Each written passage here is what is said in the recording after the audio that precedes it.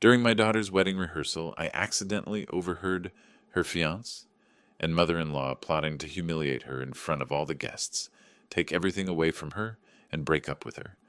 The betrayal hit me like a bolt of lightning. My dream of a happy celebration turned into a trap. But I came up with a cunning plan for revenge.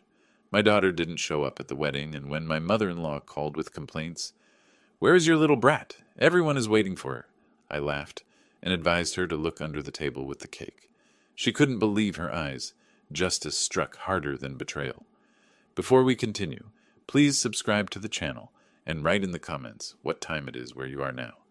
The Sentinel Hotel's service corridor smelled like industrial cleaner and stale champagne. I ducked out during the rehearsal break, needed the bathroom, needed a minute away from watching Thaddeus play Prince Charming. My daughter deserved better than his performance. 35 years designing theater effects taught me to spot a bad actor. On my way back, voices stopped me, male and female, coming from the alcove near the Rose Ballroom's side entrance. "Mom, you sure about this? I mean, she really—" "Oh, please," a woman's voice. Leona, Thaddeus's mother. "That little fool thinks you're her Prince Charming. You saw how she practically threw money at the venue upgrade?" My hand found the doorframe, held on. "The photos you made, they look real enough?" "Real enough for a room full of shocked guests. Trust me, sweetie. We do this right. You walk away with everything. The gifts alone will cover your crypto debts." Thaddeus laughed, actually laughed.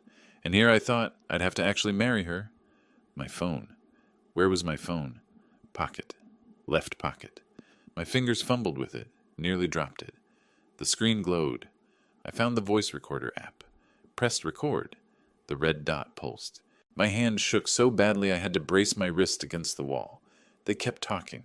Every word carved itself into my brain. Fake evidence. Photos. Saturday at 3:30 p.m., right between vows and rings. Maximum shock value.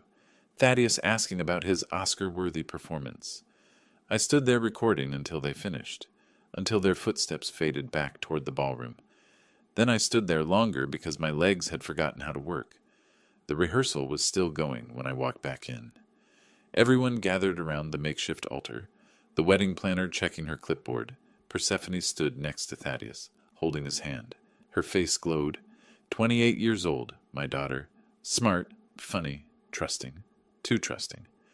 "Okay, let's run through the vows one more time." The wedding planner clapped her hands.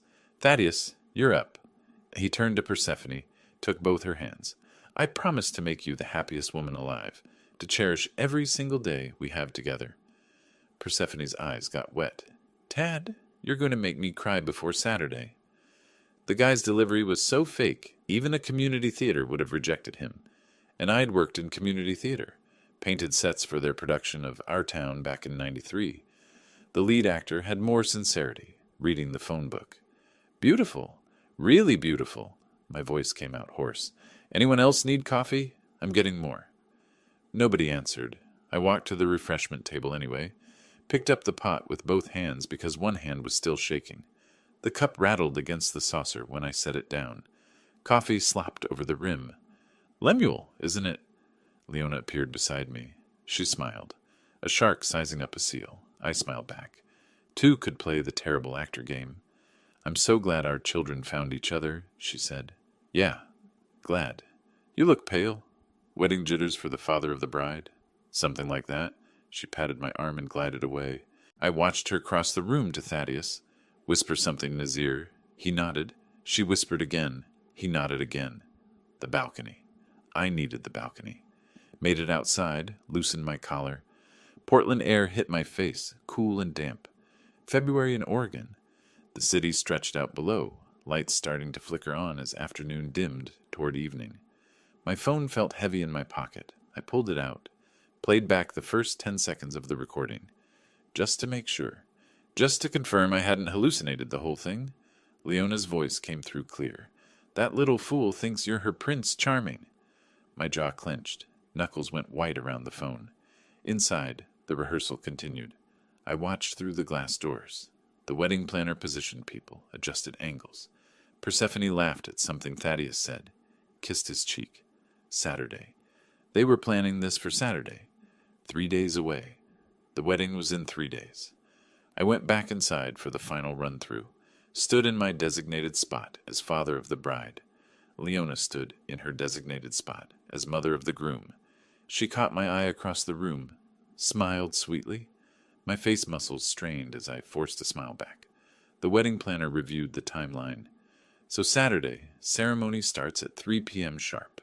Processional, opening words, vows, exchange of rings, pronouncement, kiss, recessional. The whole thing should run about 30 minutes. Everyone clear? Oh, I was clear. Crystal clear. 3:30 p.m. Right between vows and rings. They'd planned it better than D-Day. Any questions? The wedding planner looked around. Nobody had questions. Persephone beamed. Thaddeus squeezed her hand. Leona checked her watch. The rehearsal ended. People gathered coats and bags. I watched Leona whisper to Thaddeus one more time. She glanced at Persephone, then back to her son. Her lips formed words. Saturday, 3:30. Don't forget. My phone vibrated. Text from Persephone. Dad, we're all going to dinner at Andina. You coming? My thumb hovered over the screen. I looked at my daughter laughing with Thaddeus across the room. 6 empty coffee cups lined up on my workbench. The mechanical ballerina wound down, music box slowing to a stop. I'd been sitting here since 10 p.m. Now the clock read 2:47 a.m. I pressed play on the recording again. 19th time, maybe 20th, lost count after 15. That little fool thinks you're her prince? Charming. My workshop looked exactly how I felt. Cluttered, chaotic. Vintage mechanical toys covered every surface. The dancing bear I'd restored last month. The German tin car from 1952. The Japanese robot with the walking mechanism. All of them frozen mid-motion, waiting for someone to wind them up again. I paced, window to workbench, workbench to window. The street cleaner passed below, brushes spinning, water spraying. Portland at 3 a.m. was quiet, just machines and insomniacs. At 6 a.m. I called Quentin. Tokyo was 10 p.m. He'd be awake. His face filled the phone screen. My son, 10 time zones away. Dad, it's 10 at night here. You look terrible. I need you to listen to something. My hand shook holding the phone. I propped it against the mechanical bear, pressed play on the recording, watched Quentin's face change, watched his jaw tighten. Holy! He ran his hand through his hair. Dad, you have to tell Percy. Right now. What if she doesn't believe me? What if... She'll believe you. You never lied to her. Not once. Quentin leaned closer to his camera. I'm getting on a plane. No, stay there. I need you keeping clear head, not jet-lagged and emotional. Dad, trust me on this. He didn't like it. I could see him not liking it. But he nodded. I hung up. Made coffee number 7. Watched sunrise paint Portland pink and gold. Around 9 a.m. I remembered food existed. Found bagels in the freezer. Persephone liked the everything bagels. I put 4 in a paper bag. Her apartment building was 15 minutes away. I made it in 12. She opened the door in pajama pants and an oversized sweatshirt. Dad, what are you doing here so early? You look awful. Brought bagels. We need to talk. If this is about the seating chart again, I moved Aunt Carol. It's not the seating chart. Sit down. Her smile faded. You're scaring me. Her apartment was exactly what you'd expect 3 days before a wedding. Papers everywhere, color-coded binders, sample menus, fabric swatches. The wedding had taken over like an invasive species. She sat on the couch. I sat in the chair across from her. Yesterday at rehearsal, I recorded something. By accident. On my phone. Okay? I played the first 5 seconds. Thaddeus's voice. Mom, you sure about this? Just listen. I let the whole thing play. Watched my daughter's face. Watched her process each word. Her pen dropped. Rolled off the coffee table. Neither of us picked it up. When it finished, she sat there, silent. Her coffee mug slipped from her fingers, hit the carpet with a thud. Brown stains spread across the beige fibers. That can't be Tad. It is? No, he wouldn't. We've been together 3 years. 3 years, Dad. I know, sweetheart. This is some kind of... Maybe they were joking. Some sick joke? Listen to it again. Does Thaddeus sound like he's joking? She did. Listened again. This time she stood up halfway through, walked to the window, put her palm flat against the glass, stood there for 30 seconds, maybe more. The gifts. Her voice came out hollow. Last month, Leona kept saying, "Make sure guests know cash gifts are preferred." I thought she was just tacky. What else? 2 weeks ago, Tad wanted to put the apartment lease in his name only. Said it was easier for paperwork. I was going to sign it tomorrow. My stomach dropped. You didn't sign yet? No, Something felt off. I told him I wanted to wait. She turned from the window. Her face had gone white. Did he ever even love me? That question. The worst question. The one I'd been asking myself all night. I think he did. Once. Before the debts. Before his mother got her hooks deeper. That's supposed to make me feel better? No. It's supposed to make you understand this isn't your fault. She slid down the wall, just collapsed into a sitting position, knees pulled up, started crying. Not pretty crying, the kind that comes from somewhere deep. I got down on the floor next to her. My knees cracked loud enough to echo. 68-year-old joints protesting. Put my arm around her shoulders. I'm so stupid. You're not stupid. You're trusting. There's a difference. Not anymore. We sat there on her floor for maybe 10 minutes. We both watched that coffee stain spread. It was like we'd forgotten how basic physics worked. Then she wiped her face. Rough, angry swipes. Stood up fast. Pulled out her laptop. I want them to feel this. What I'm feeling right now. Purse? No. Worse than this. I want them humiliated. Destroyed. What are you saying? She looked at me directly. Her eyes weren't soft anymore. You worked in theater for 35 years. You know how to put on a show. Pause. So let's give them one they'll never forget. Her phone buzzed. Text from Thaddeus. Morning, babe. Can't wait to see you tonight. Love you. She stared at the screen. Showed it to me. What did he say? He says he loves me. You going to respond? She typed. Love you too. See you at 7. Hit send. She typed that with all the warmth of someone ordering a sandwich. Turkey on rye, hold the emotion. There. Let him think everything's perfect.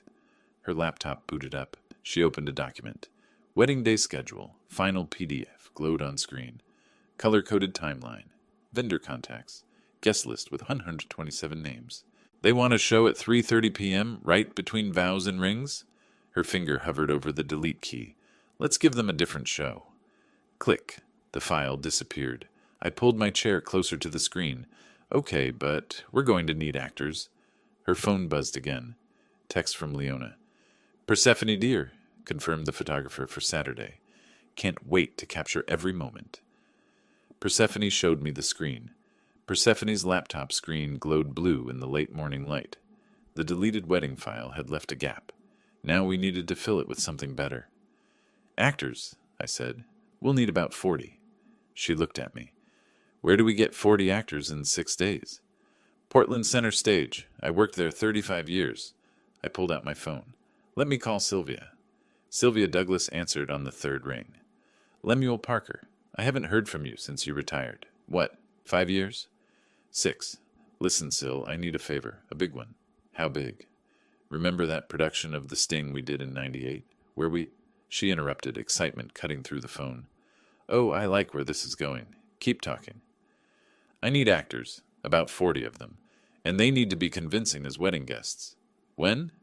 Saturday. Pause. This Saturday, as in 6 days from now. Yeah.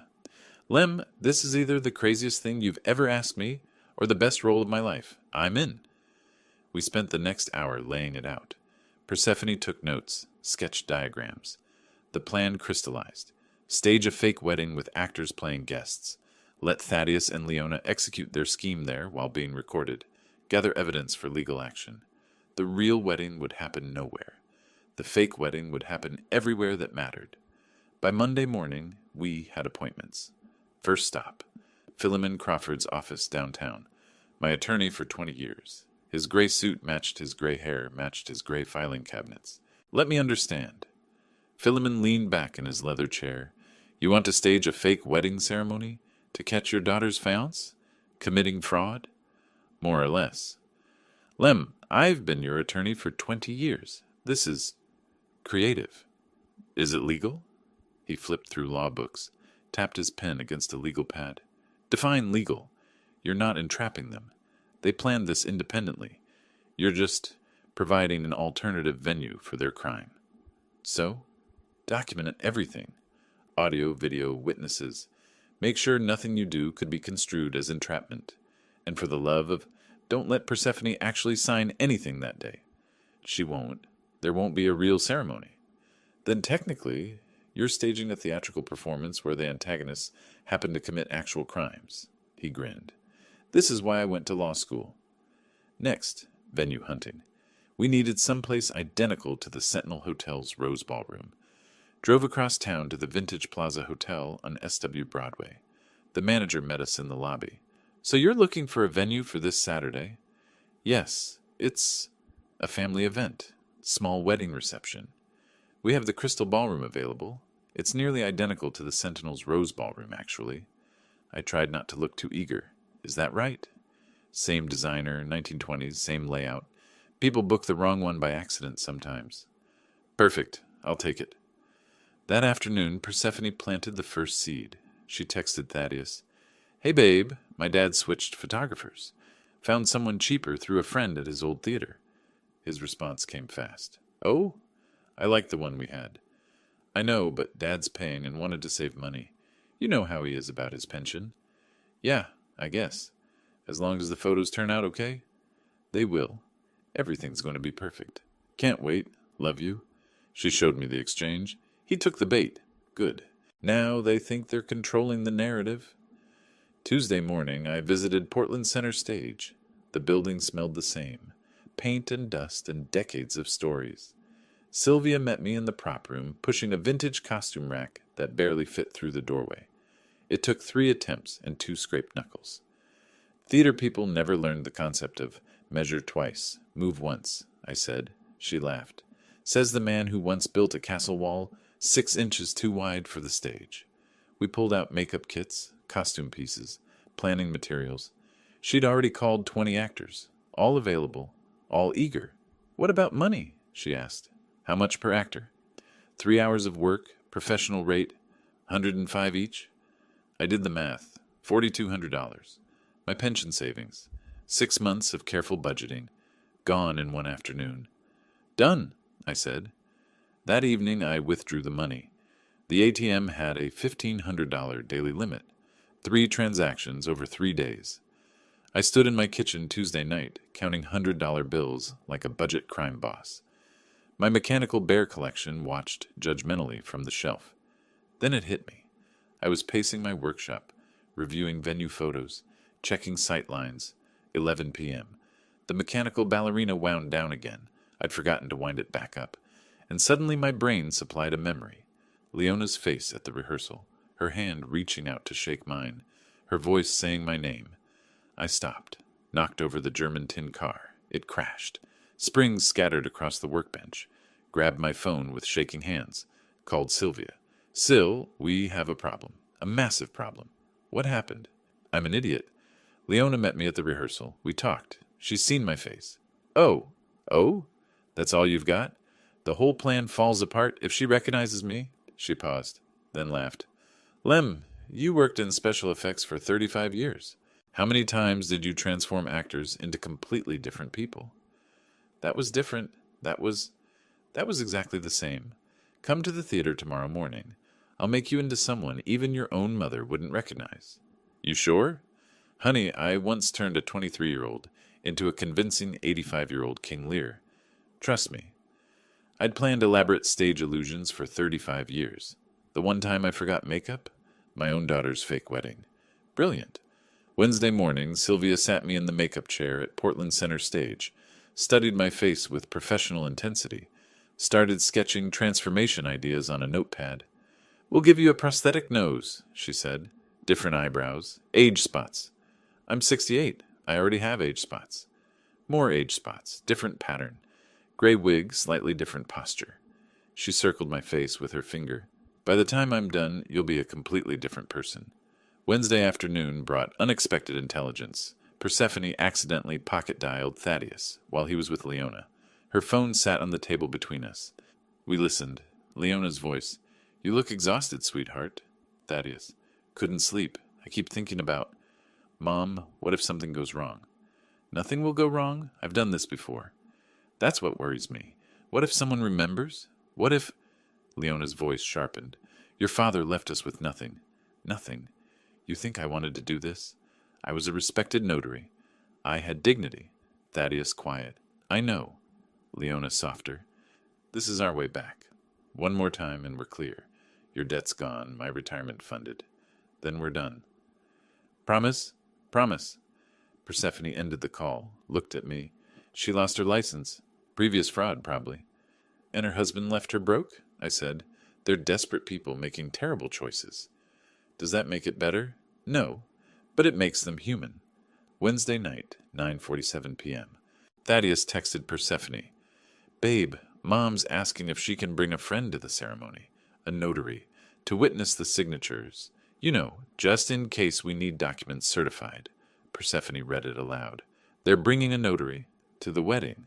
For what?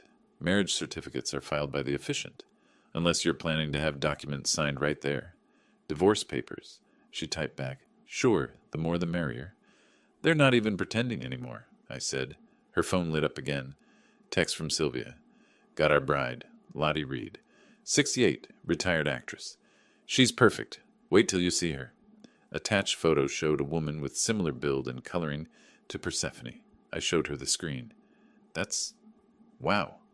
Thursday we start rehearsals. Friday we do a full run-through. Saturday, I trailed off. Persephone finished. Saturday they get their show. Her phone buzzed again. Thaddeus. Can't wait to make you my wife. 3 more days. She stared at the message. Didn't respond. Just turned the phone face down on the table. Thursday morning, 9 a.m. Portland Center Stage's rehearsal hall, filled with 40 strangers who'd become family by Saturday. Lottie Reed stood center stage, tablet in hand, watching videos of Persephone. She pressed pause. Rewound. Pressed pause again. She touches her collarbone when she's nervous. See? Right there. Sylvia nodded. Good catch. And she laughs slightly before the joke lands, like she's already anticipating it. I watched from the director's chair. You've been studying her for 8 hours. Honey, I played Blanche Dubois for 6 months. This is a masterclass in character work. Across the room, an actor playing Uncle Raymond raised his hand. So I'm supposed to have a boat? I checked my notes. 22-foot fishing boat. You take it out on the Columbia River. What kind? Bayliner. You bought it used in 2018. It needs engine work. He wrote this down. This is the most detailed background I've ever gotten for 3 hours of work. Watching 40 actors quiz each other on fictional family drama was like a very weird improv class. They sat in folding chairs with index cards, testing each other. What's Aunt Rose's cat's name? Mr. Whiskers. Wrong. Mr. Mittens. Start over. By Thursday afternoon, they'd moved to improvisation. 2 actors practiced wedding small talk. Actor 1 as Aunt Martha. Did you hear about the honeymoon? Actor 2 as Cousin Beth. Aruba, right? 2 weeks, all inclusive. I coached from the sidelines. Good, but Martha, you're more judgmental. Like you disapprove of the expense. Actor 1 adjusted her tone. 2 weeks in Aruba? Must be nice. In my day we went to Cannon Beach and called it luxury. Better. That's Martha. Lottie approached during a break. You know these people well? Every family gathering for 32 years. Thursday midnight, I returned to Vintage Plaza Hotel with a ladder and equipment bag. The security guard found me on my 3rd camera installation. Sir, what are you doing? I nearly fell off the ladder. Jesus, you scared me. It's 12:30 in the morning. I'm with the wedding party. Saturday's ceremony. Setting up some surprise video elements. He shined his flashlight on my face. Video elements. I climbed down, showed him the rental contract. I rented the ballroom. See? Lemuel Parker. We're doing a special multimedia presentation. He examined the paper. At midnight. Only time the room's empty. Wedding's at 3 p.m., rehearsal tomorrow afternoon. This was my window. What kind of video? Hidden cameras for a surprise montage. Candid reactions from guests during the ceremony. He shrugged. Weddings get weirder every year. Just don't break anything. I installed 6 cameras total. Crown molding, floral arrangements, exit sign, plus 4 microphones. My hands shook slightly, calibrating the hidden screen under the cake table. Dropped the screwdriver twice. Friday morning brought Persephone's performance. She FaceTimed Thaddeus from bed, looking genuinely pale. Stress had physical benefits. "Babe, you look terrible," he said. "Thanks. Really feeling the pre-wedding glow. Should we postpone?" No, I'll be fine by tomorrow. Just need rest." "You sure?" Mom says. She interrupted. "I'm sure. Don't come over. I don't want you getting sick. Bad luck anyway, right? Seeing the bride before the wedding? That's just a superstition. Humor me. I'll see you at the ceremony. Promise." "Okay. Love you." "You too." She ended the call, dropped the act immediately, sat up straight. I watched from her doorway. "The Academy Award goes to... Too much? Perfect. He bought every second." Friday afternoon, Philemon came by for final legal checks. Recording devices in place. 6 cameras, 4 microphones. Visible consent signs. Small print on programs. "This event is being recorded." That covers you legally. The moment they attempt fraud on camera, you're golden. What if they don't go through with it? Then you've thrown an expensive fake wedding. But based on their text about the notary, they're going through with it. I'll be watching from the real venue with the actual guests. Recording everything on my end, too. He smiled. "Lem, I've handled divorces for 30 years. This is the most creative justice I've ever seen." Friday evening, we sent corrected invitations to the real guests. Mass text. Important. Venue change to Vintage Plaza Hotel, 422 SW Broadway. Surprise for Persephone and Thaddeus. Please keep confidential. Park in underground garage. Enter through side entrance. Ceremony 3 p.m. My actual Aunt Martha texted back immediately. "What's going on? Why the change?"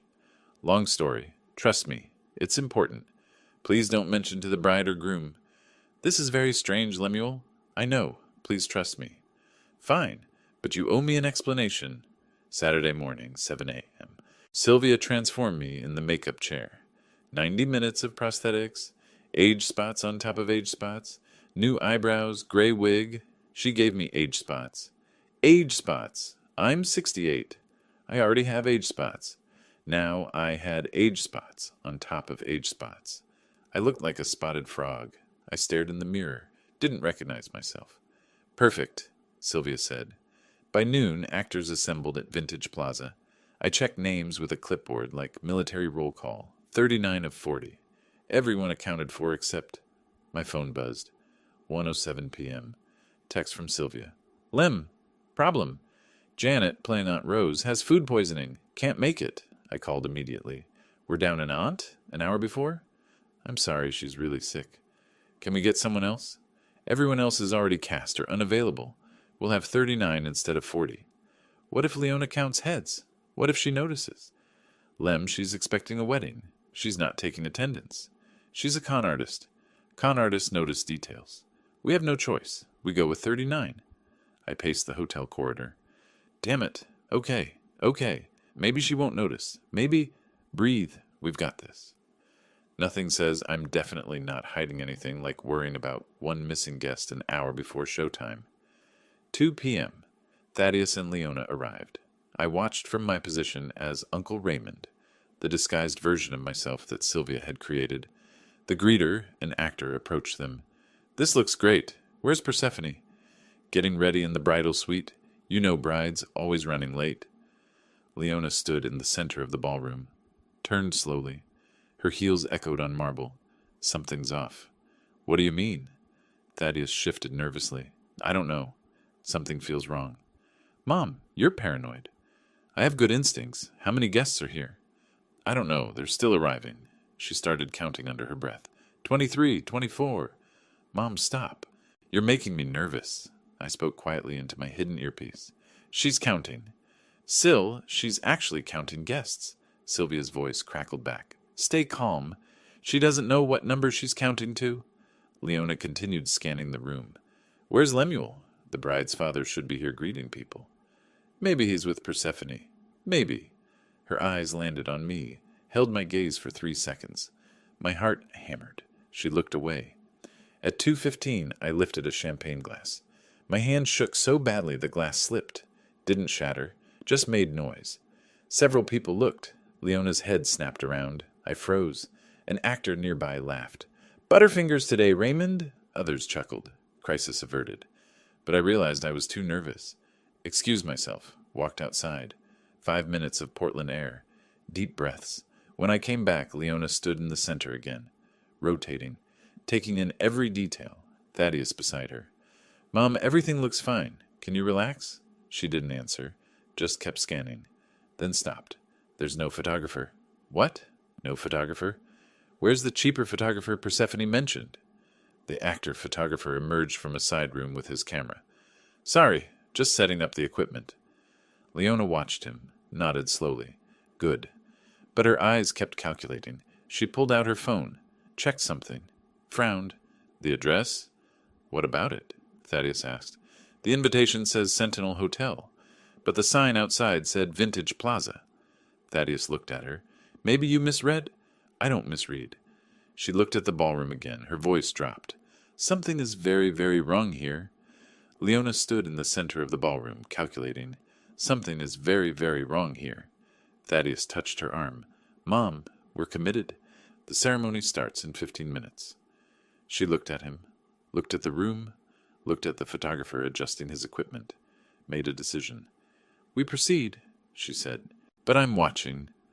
I sat in the back row, disguised as Uncle Raymond, tablet hidden inside my program. 6 camera feeds glowed on the screen. Every angle covered, audio clear.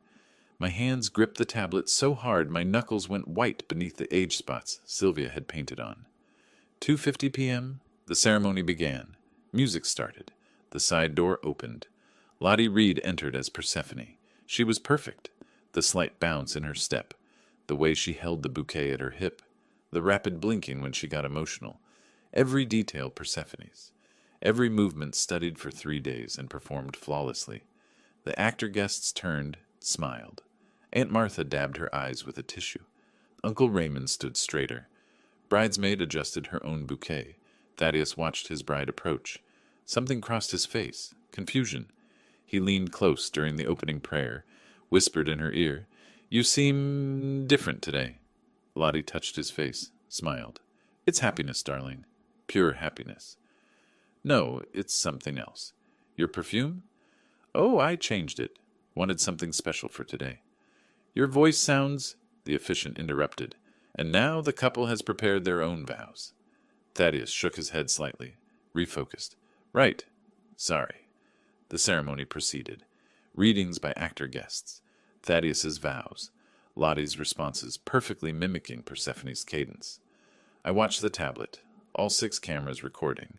No technical failures. No missed audio. 3:28 p.m. Leona checked her watch. 2 minutes. Her hand trembled as she touched the envelope in her purse. She glanced at Thaddeus. He was watching his bride with something that might have been real emotion. For a moment, Leona's expression flickered. Doubt. Guilt. Something human. She closed her eyes, took a breath, opened them. The doubt was gone. 3:30 p.m. exactly. Leona stood. Stop. I'm sorry, but I cannot stay silent. The officiant looked up. Ma'am, please. My son deserves to know the truth before he makes the biggest mistake of his life. Thaddeus turned, false surprise painted on his face. Mom? What are you? Leona held up the envelope, pulled out photos. Even from the back row, I could see they were garbage. Wrong lighting, pixelated edges. A middle school art fair would have rejected them. I have proof that this woman, this liar, has been unfaithful. The actor guests performed beautifully. Gasps, whispers, heads turning. Aunt Martha clutched her pearls so theatrically I made a mental note to hire her again. Woman had commitment. Oh my goodness, I can't believe it. Poor Thaddeus. Lottie's distress was Oscar-worthy. Real tears courtesy of menthol. What? No, those aren't real. Leona advanced on her. These photos don't lie, sweetheart. You thought you could fool my boy? Thaddeus approached, voice shaking. Persephone, tell me this isn't true. Lottie reached for him. Tad, please. I don't know what she's talking about. He jerked away, overacting, but the room accepted it. Don't touch me. Leona grabbed Thaddeus's arm. Come on, sweetheart. We're leaving. But the gifts? Especially the gifts? Her voice projected righteousness. After what she's done, they're compensation for emotional damage. Everyone here is a witness to her betrayal. Actor Uncle Raymond half stood. Now wait just a minute. Leona cut him off. You wait. My son's been humiliated. These gifts were meant to celebrate a marriage built on lies. Actor Aunt Martha tried. This doesn't seem right. Leona ignored her. Start loading them. Now. Thaddeus began stacking gift boxes on the wheeled cart an actor had helpfully provided. He lifted the third box, nearly dropped it. What did people put in these? Probably crystal, silver, things of value. Leona was distracted, triumphant. He didn't tell him bricks weigh more than toasters. My phone buzzed. Text from Persephone. Did she do it? I typed back, watching the tablet. Right on schedule. 3:30 exactly. I wish I could see her face. You will. 6 cameras, every angle. Activate the screen. Not yet. Let them collect more gifts, more crimes on camera. Dad, I want them to know. 30 seconds, I promise. Leona and Thaddeus worked systematically. 10 boxes, 15, 20. Every movement recorded. Every word about compensation captured. 3:33 p.m. I tapped the tablet 3 times. Under the cake table, the hidden screen illuminated. 48 inches of LED embedded horizontally beneath the white tablecloth, positioned so anyone near the gift table would see it reflecting on the floor. Leona reached for another box, paused. What's that light? Thaddeus didn't look. What light? Is that a screen? She bent down, looked under the table. On the screen, live feed from the real venue. Persephone in her wedding dress. Very much present, very much smiling. Leona straightened slowly. Thaddeus. He turned. What? She pointed. Look!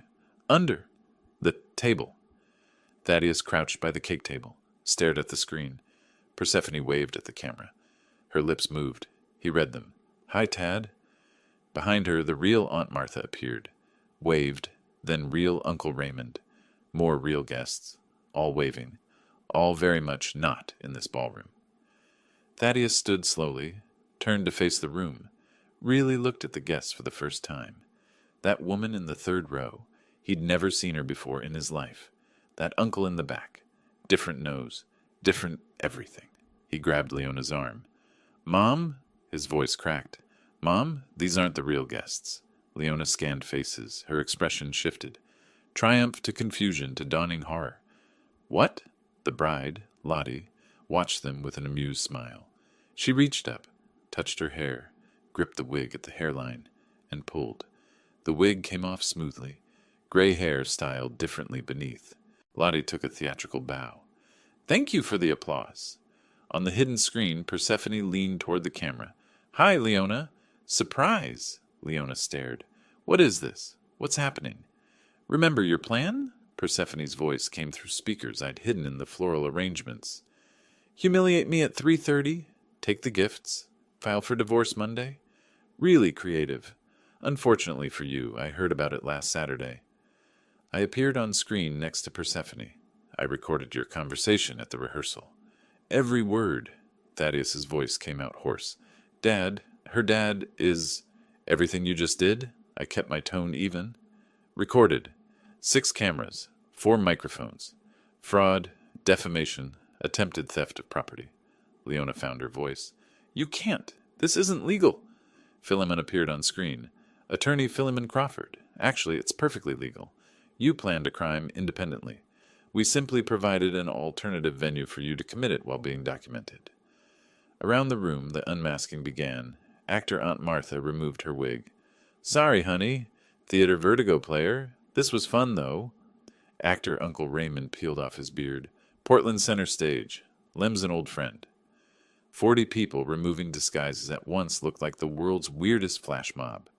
Uncle Raymond's beard came off and revealed a woman. That was entertainment.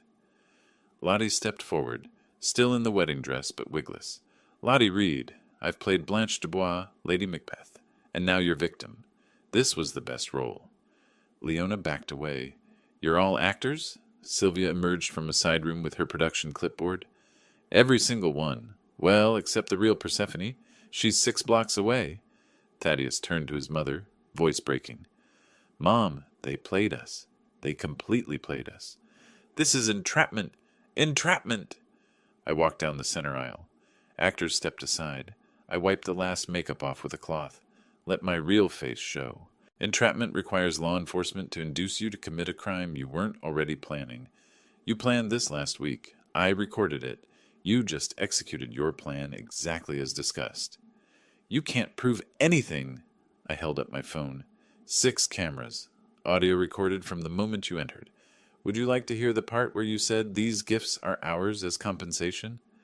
Leona grabbed Thaddeus's arm. Don't say anything, not a word. We're leaving. Detective Rogers is probably waiting at the exits by now. She dragged him toward the side exit. Come on. Mom, maybe we should... No, we're leaving. Now. She pushed the door. It opened before she reached it. Detective Tom Rogers stepped through. Plain clothes, badge on his belt. 2 uniformed officers behind him. Leona Morgan? She froze. Who are you? He showed his badge. Detective Tom Rogers, Portland PD. We need to talk about what just happened here. I'm not saying anything without my attorney. That's your right. But we have video evidence of attempted fraud, defamation, and theft. Multiple witnesses. You might want to cooperate. Thaddeus suddenly pulled away from his mother. I'll cooperate. I'll tell you everything. Leona grabbed his arm. Thaddeus, shut up. He wrenched free. No, Mom, I'm done. This is insane. At the police station, 4 p.m. Rogers sat across from Leona in the interrogation room. Thaddeus had been taken to a separate room immediately. You have the right to remain silent. After Miranda rights, Leona spoke. I want my lawyer. I'm not saying anything. Fair enough. While we wait for your attorney, let me show you something interesting. Rogers slid a tablet across the table. Case file open. 2019. Bend, Oregon. A woman named Leona Morgan, that's you, was investigated for a similar scheme. Wedding fraud. Charges were dropped due to insufficient evidence. Leona's face went pale. That case was dismissed, because the victim didn't want to press charges. Embarrassed. Sound familiar? He swiped to another file. 2017. Eugene. Another wedding situation. Patterns becoming clear. I want my lawyer. He's on his way. But here's the thing, Ms. Morgan. This time we have video. Crystal clear. 6 angles. Audio. You planned it, you said it out loud, and you tried to execute it. This time there's no getting out. Leona tried to smash the screen when Rogers first showed it to her. She brought her purse down hard. It bounced off. Screen didn't crack. I'd used the same material we built breakaway props from. Irony tasted sweet. Her phone buzzed. Text exchange with her attorney that Rogers photographed. Leona. They have video. Everything. Attorney. How much video? Leona. All of it. The whole ceremony. Me accusing her, taking the gifts. Everything. Attorney. That's problematic. Leona. Fix this. Attorney. Leona. If they have what you're describing, there's nothing to fix. We're looking at plea bargains, not dismissal. In the separate room, Thaddeus sang like a canary at a bird convention. I almost felt bad. Almost. It was my mom's idea. All of it. Head in his hands. Words tumbling. The fake evidence. The plan to humiliate Persephone. Take the gifts. File for divorce. She said it would solve my debt problems. $87,000. Crypto investments went bad. So you agreed to commit fraud to cover gambling debts? They weren't gambling. They were investments. I don't know what I thought. Did you know your mother had done this before? Thaddeus looked up. What? She has a history. At least 2 similar schemes we know about. Oh my God. She said this was one time. Get clear and stop. She promised. Sounds like she lied to you too. 4:10 p.m. Holding room. Leona alone before her attorney arrived. She sat on the metal bench. Expensive suit wrinkled. Her hands shook. Not fear at first. Rage. Then something else. She opened her phone. Scrolled to a photo. Younger her in a notary office. Professional headshot. Proud smile. Date. 2018. She stared at it. The person she was before everything fell apart.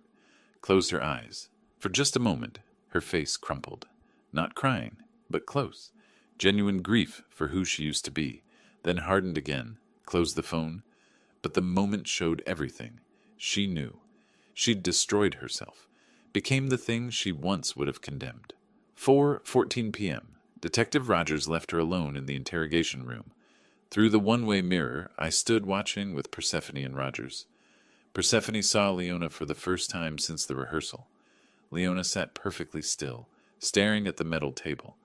Then she looked up, directly at the mirror, couldn't see through it, but seemed to know we were there. She mouthed something. Rogers asked, "What did she say?" I read her lips twice to be sure. "This isn't over." Persephone laughed, sharp, cold. "Yes, it is." Roger's phone buzzed. He checked it, expression changing. Folks, we just got a call from a woman in Bend. She saw the news coverage. Apparently there's already media outside. She says Leona did the same thing to her daughter in 2019. She wants to file charges now." He looked at me. "How many others do you think there are?" I watched Leona through the glass. "Let's find out." Monday evening, my workshop. The news played on the TV mounted above my workbench.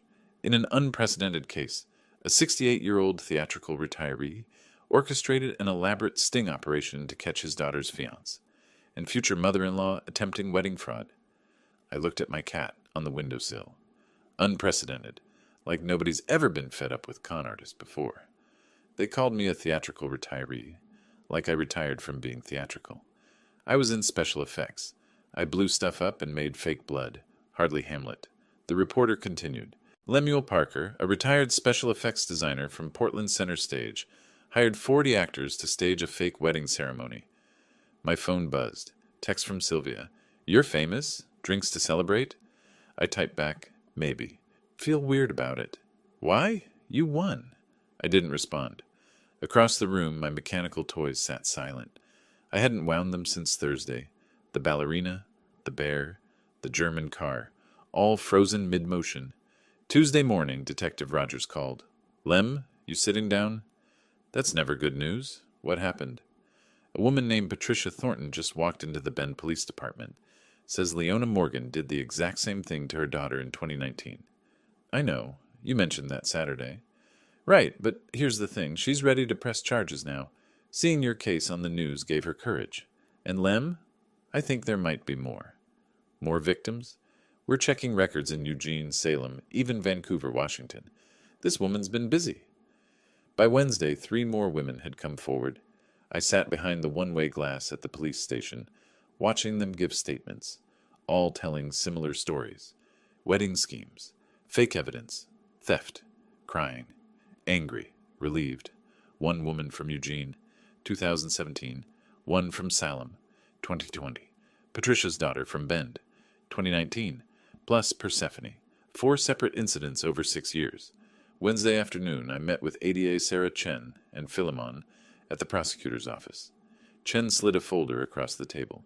"We now have 4 separate incidents. 2017, 2019, 2020, and your daughter's case this year." Philemon leaned forward. "That establishes a pattern. Premeditation." "Better than that. It shows this was her business model." Chen opened the folder. "She found men with debt, coached them through the scheme, took a percentage." "How much did she make?" "Conservatively, $200,000 over 6 years. Probably more we haven't found." I kept my voice level. "And Thaddeus?" "Latest victim, but also a perpetrator. His cooperation is helping, but he's not innocent." "Will Persephone get restitution?" "Every victim will, but Leona's broke. Judgment might not mean much practically." I drove home through afternoon traffic, stopped at a red light near a pawn shop. Saw a woman inside talking to the clerk, not Leona, just a woman. But I thought about desperation, about what people become when they're drowning. Thursday morning, Thaddeus received an envelope at his mother's house where he'd been staying. Plain white, no return address, typed message inside. I learned about this later, but Detective Rogers told me Thaddeus's hands shook reading it. The letter said, "I can make the evidence disappear. $50,000. Details to follow." Thaddeus showed his mother. Her voice rose with hope. "Someone's offering to help. Make the evidence disappear. For $50,000. Mom, we don't have that." She gripped the letter. "We get it. This is our way out." "How? How do we?" "Your car. My jewelry. We borrow the rest. Thaddeus, this is a gift." He hesitated. "What if it's a scam?" She laughed, manic edge to it. "A scam? Someone scamming scammers? That would be rich." They spent Thursday afternoon liquidating everything. I sat in my car outside the pawn shop without planning to. Just happened to be driving past. Watched through the window as Leona sold her jewelry. She sold jewelry for 30 cents on the dollar. The pawn shop guy practically cackled. I didn't know people actually cackled outside cartoons. She was crying. The pieces clearly had sentimental value. A necklace, earrings, a bracelet. I thought about calling it off, warning her about the trap. Didn't. Drove to an empty parking lot, sat there 20 minutes, phone in my hand. Didn't call, just sat.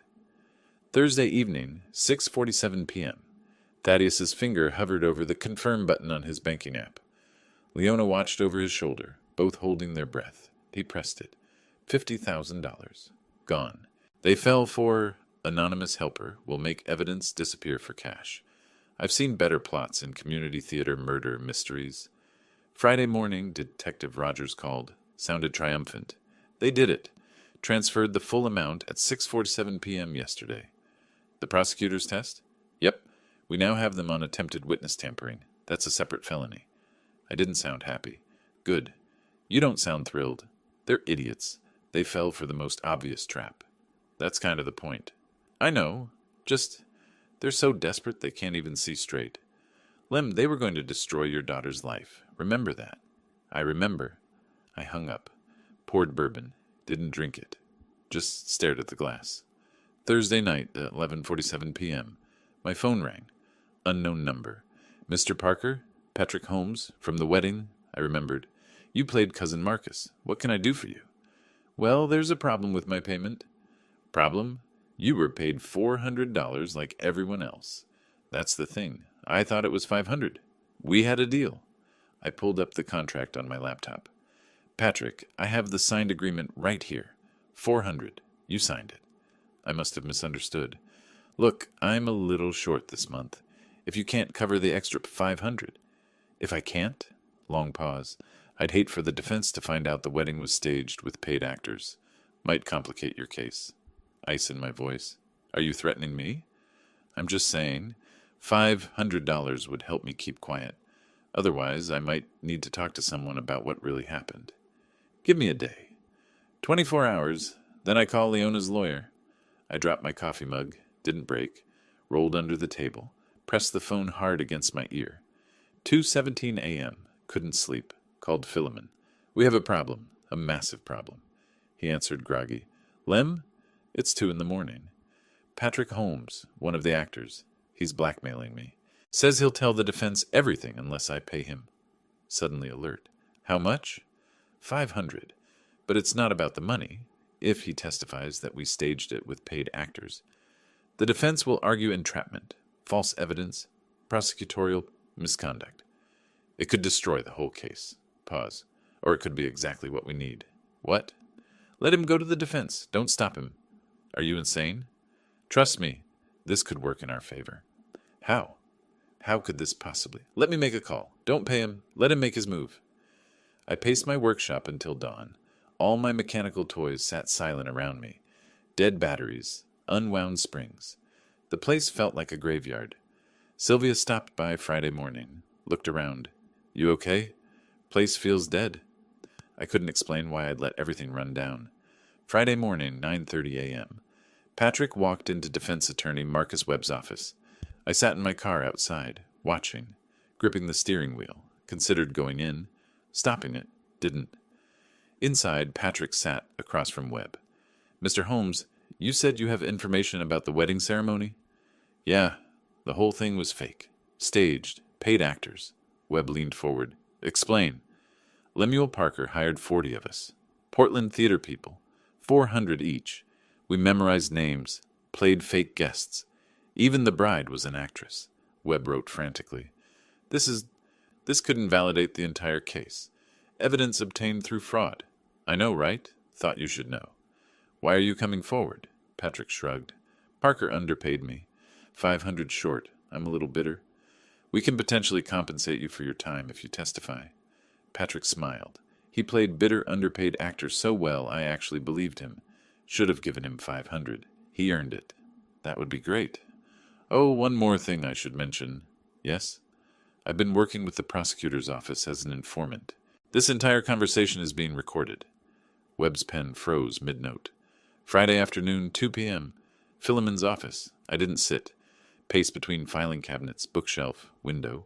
Couldn't be still. Patrick was working for you. The whole time. Philemon sat calmly. For the prosecution, technically. But yes. You didn't tell me. No. Why the hell not? Because your reaction needed to be genuine. If you'd known Patrick was faking, your panic wouldn't have been authentic. Authentic? I didn't sleep for 2 days. I thought the whole case was collapsing. I know. I'm sorry. But it worked. I stopped pacing. Faced him. What else haven't you told me? Nothing else. That was the only element you didn't know about. How do I believe you? He met my eyes. You don't. You decide whether the outcome was worth the manipulation. That's a shitty answer. It's an honest one. He pulled out a legal pad, drew a diagram. Flowchart showing all layers of the plan. The core was mine. Fake wedding, actors, recording. But around it, more circles. Patrick's double agent role. The prosecutor's witness tampering test. Media strategy to flush out victims. He drew the plan like a conspiracy theory flowchart. I expected red string connecting photos. Very beautiful mind, except with more felonies. The core plan was yours. Fake wedding, actors, recording. That was brilliant. But courts don't always care about brilliant. They care about evidence that can't be challenged. So I added insurance. Patrick, if the defense got desperate enough to contact him, we'd know they were willing to use compromised testimony. That gives us leverage. You set up their attorney to fail. I gave their attorney an opportunity to do the right thing. He chose poorly. That's semantics, he shrugged. Welcome to law. It's all semantics. The anonymous letter, too? The 50,000? That was the prosecutor's office. Ada Chen's idea. Test whether they'd attempt witness tampering. Jesus. How many layers did you people add? Enough to ensure victory. You wanted justice for Persephone. I delivered it. Are you angry about the method or the success? I sat down finally. I don't know yet. Monday morning, courthouse, preliminary hearings. Defense attorney Webb had recused himself. Ethics violation. New attorney scrambling with an unwinnable case. I sat in the public gallery, Persephone next to me. We didn't hold hands. Barely looked at each other. Prosecutor Chen stood. Your Honor, the state presents video evidence from the incident. The video played on the large courtroom screen. Entire room watched. Leona standing. Dramatic accusations. Waving those garbage photos. Watching Leona on that giant courtroom screen was like seeing a bad movie you directed. Except the bad acting was real, and the consequences were prison. I have proof this woman has been unfaithful. Actor guests gasping. Leona and Thaddeus collecting gifts. What did people put in these? Probably crystal, silver, things of value, Persephone whispered. I forgot how loud she was. I whispered back. She's been loud her whole life. Just usually got away with it. At the defense table, Leona sat perfectly still, hands folded, face blank. Only her throat moved, swallowing, repeatedly. Judge watched the entire video. I've seen enough. Preliminary hearing is satisfied. We'll proceed to trial unless plea negotiations conclude first. Tuesday, Leona's new attorney, Richard Moss, slid a plea agreement across the table. Leona pushed it back. He slid it again. She pushed it back. 3 times before finally signing. I learned this later from Philemon, but I could picture it, her hand shaking, pen hovering, the moment she gave up. Ms. Morgan, they have you on video committing multiple felonies. 6 different angles. Previous victims willing to testify. Your son is cooperating with prosecution. Thaddeus is cooperating. Full cooperation. He's giving them everything. She laughed. Bitter. Of course he is. Saving himself. We can't win at trial. The plea offer, 4 years. Eligible for parole in 2. It's the best we'll get. 4 years. Or we go to trial and you get 7 to 10. Your choice. Wednesday, Thaddeus testified. He threw his mother under the bus, backed up, and ran her over again for good measure. Prosecutors barely had to ask questions. Mr. Morgan, whose idea was the wedding fraud scheme? My mother's, Leona Morgan. Explain how it started. I was in debt. $87,000 from crypto investments. She said she knew a way to clear it. Marry someone, create a fraud scenario, take their assets, divorce. Had she done this before? Yes. She told me about previous times. 2017, 2019, at least one more. Did you love Persephone Parker? His voice broke. At first, yes. Then the debts got worse. My mother kept pushing, and I... I don't know what I felt anymore. He didn't look at his mother once, kept his eyes on the prosecutor, on his hands, on the ceiling, anywhere but her. Leona watched on the courtroom monitor, not rage on her face, just resignation, betrayal, acceptance that this is who her son really is. Lunch recess, courtroom emptied. Leona sat alone at the defense table. Thaddeus was escorted past her to a separate exit. Thaddeus, quiet. He stopped, didn't turn around. I'm sorry I made you into this. You're sorry you got caught. No, I'm sorry I taught you to think like I think, to see people as marks. His voice broke. I did love her, Mom, at first. I know. You ruined that. Made me into someone who could do that to someone I loved. Tears on her face. I was trying to save you. He finally turned. You destroyed me instead. The officer touched his arm. We need to go. Thaddeus left without looking back. Leona sat alone, crying silently. No sound. Thursday morning. Sentencing. Judge Torres looked down from the bench. Ms. Morgan, you orchestrated a sophisticated fraud scheme targeting vulnerable young men with financial problems. You coached them to deceive women who trusted them, causing emotional and financial harm. You've shown no remorse. The court sentences you to 4 years in state prison, eligible for parole after 2 years served, plus restitution of $125,000 to be divided among your victims. Leona stood. I understand. Do you have anything to say? Brief pause. I was someone once, someone respectable. I don't expect you to care, but I want the record to show I know what I've lost. Noted. Mr. Morgan? Thaddeus got probation. 2 years supervised, 300 hours community service, $15,000 to Persephone, 10-year restraining order. Leona was escorted out, in handcuffs. She passed me in the aisle. Our eyes met for 3 seconds. No words. She looked at me, not with hatred, with something worse. Understanding. Her expression said, You won, but what did it cost you? I looked away first. Persephone touched my arm. It's over. Yeah, you did it. You protected me. Yeah, she noticed my tone. Dad, you okay? Let's go home. I drove home. Sat in my car in my own driveway for 15 minutes before going inside. The following Thursday, a letter arrived. Prison envelope. I opened it standing in my workshop. Read once. Read again. Sat down heavily. Lemuel, you took everything. My freedom, my son, my last shred of dignity. I'm not asking for forgiveness. I don't deserve it, and wouldn't believe you if you gave it. But I want you to understand something. I was someone once. A professional. Proud. Your daughter probably doesn't know this, but I volunteered at women's shelters. I helped people. Then my husband left. I made mistakes trying to survive. Lost my license. Lost my identity. I became what I fought against. You did the right thing stopping me. Your daughter is lucky to have a father who protects her so completely. I just wonder, who's protecting you from what this victory is costing? Your mechanical toys have stopped. I noticed at the hearing your hands were still. Men like us, we need our rituals. When those stop, it means something's broken. I hope your revenge was worth what you've lost. Not just the money you spent. Not the time. The part of yourself that could forgive. The part that could stop. I'm paying for my sins. I accept that. But you're paying too. In a different currency. Hope it balances. LM. I set the letter down. Looked at my mechanical toys. All stopped. All silent. Picked up the ballerina, my favorite. Wound the key. It didn't play. Broken spring, probably. Set it down carefully. Sat in my chair, head in my hands. My phone rang. Persephone calling. I looked at it, ringing. Didn't answer. Let it go to voicemail. Sat alone in silence. 3 weeks after sentencing, I finally understood what Leona's letter meant. Not the words, the warning. I sat in my workshop holding it. Read it for maybe the 40th time. Hope your revenge was worth what you've lost. I hadn't lost anything, had I? Drove to Persephone's apartment that afternoon. She didn't answer the door immediately. Made me wait.